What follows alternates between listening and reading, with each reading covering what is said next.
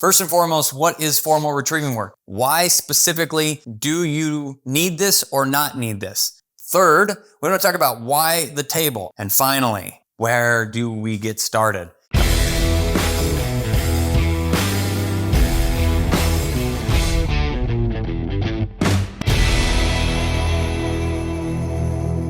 Hey everybody, Ethan here with Standing Stone, and I've got Hex. We're going to start an entire new training video series about formal retrieving work. First of all, what is formal retrieving work? Second, do you and your dog need to actually go through any of this training? Third, why are we specifically on a table? And fourth, we're going to show you how to get started in this process in this video. I'll try not to get too long-winded, but there are a lot of things to cover. First and foremost, what is formal retrieving work? You've probably heard a few different names for this. Trained retrieve, conditioned retrieve, and my least favorite of the bunch, force fetch, okay? The reason, though all of these processes are similar, the reason that we are specifically saying formal retrieving work is to set us into a different category of removing some of the preconceived notions or stigmas that are applied to this process. First and foremost, we believe that language is really, really important in dog training, which is why we use the terms cue and teach and develop, not command or force or break. It's all, some will say that language doesn't really matter. Call it what it is, Ethan. But I do feel that it matters in building a proper mindset for approaching dog training situations and dog training problems, okay? As you start working with a dog, they may throw a wrench into it, or they may not be excited, or they may be struggling in some form or fashion. And if you can take this mindset of how do we help to teach and develop this dog to be the best version of themselves versus I gave you the command, why are you not doing it? You know, there's a total different mindset that can be applied there. And though it's easy to talk about, oh, I would never get frustrated, sometimes dog training sessions can be frustrating. And if you can stay in the mindset of how do I help teach and develop, you're far better off from a mindset standpoint. So what is formal retrieving work? We are going to break down retrieving into a couple things, hold and fetch. Then we're going to collar condition those. We start here because also we believe that the smaller steps you take in dog training, the faster you're going to get there. This breaks it down. We just talked about breaking down what is retrieving, breaks it down even more into a very specific, very controlled environment that we can help the dogs to learn these steps, execute them, and then be prepared to move them into uncontrolled environments like the floor, the training rooms, the outside world, and then ultimately to the field. Why specifically do you need this or not need this? First and foremost, this would be number 2, guys, if you're following along. We take our dogs to the highest levels of achievement in all aspects of what they do. That is guiding. Okay, so I have an expectation or an obligation to provide quality dogs that can retrieve game to hand.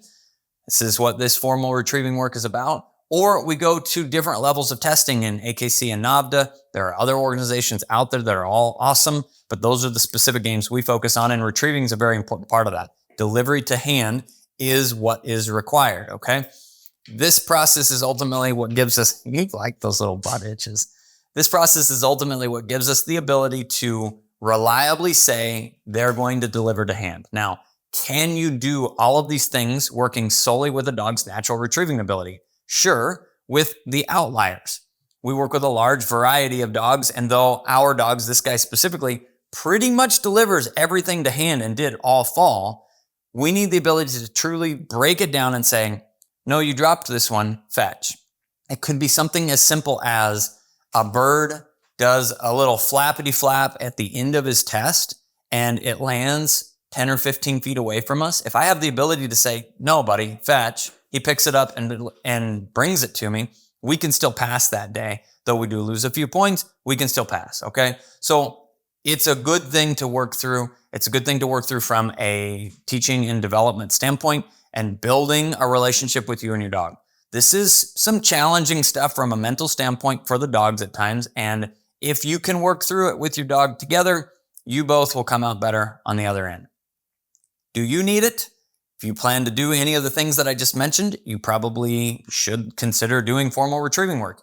If you just have a pet that you want to develop better retrieving habits or abilities or desires with, this is not where we start, folks. Check out some of our puppy videos where we break down a lot of different ideas on how to build engagement and encourage natural retrieving desire to come out so that you too can have fun.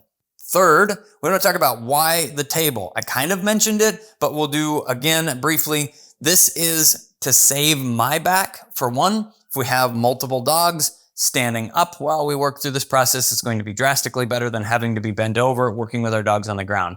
The other side of it is it provides a very controlled, regulated, structured area to keep our dogs focused on one task at a time. And this allows us to break things down in as small steps as possible to help us to move as fast as we possibly can through the dog training process here. Next, and finally, where do we get started? That all is around step number one, which is building confidence and comfortability on the table. Every dog is going to take to this a little different. Bold, confident dogs, usually it's one session.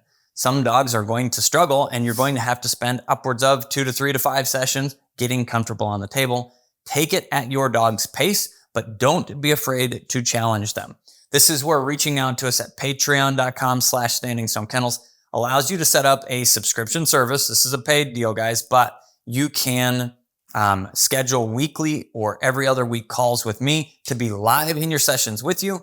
That is the number one most beneficial part of the live calls with Patreon, this specific part of training. I've helped lots. I mean, we're talking dozens to approaching probably 100 people through formal retrieving work, and they're all able to finish it in a reasonable amount of time, where if you were to just try this watching our videos and not get the additional assistance, you can get stuck. You can get into ruts. You cannot progress as fast as you need to and ultimately cause yourself more problems and never truly get through it completely. So don't hesitate to reach out. I'm going to go ahead and get started with Hex here and show you how we prepare this first rep. This is his first session on the table. We like to encourage moving by encouraging eating. Give him a little treat, just a couple steps at a time. This is actually Eukanuba dog food. This is his 30-20 sport. That's what he's eating right now. Dog kibble makes a great treat for motivated eaters. If your dog doesn't like its dog food or doesn't care as much about its dog food, we probably need to discuss that in one of our calls. It's a really good thing for dogs to work for resources, food being a very powerful one. But if you want to get started with the training, you can find something that is a higher value reward, like maybe a little piece of cheese or something, dog treats. Specifically, we use some salmon bites. Those are available on our online store. Those are pretty high value reward for the dogs that are a little bit pickier that come into the kennel. So this looks very simple. He's making this look easy. It's a bold, confident dog, and it's really not that difficult. Why do we do food on the table? It's because dogs get used to grabbing things off the table as well as moving up and down the table at the same time. So I would call that the end of his first step in this formal retrieving work process. He is comfortable on the table. We'll be ready to move into hold in his next video. Thanks guys for watching. This is Hex, the guy with the big gun. We'll see you in the next one.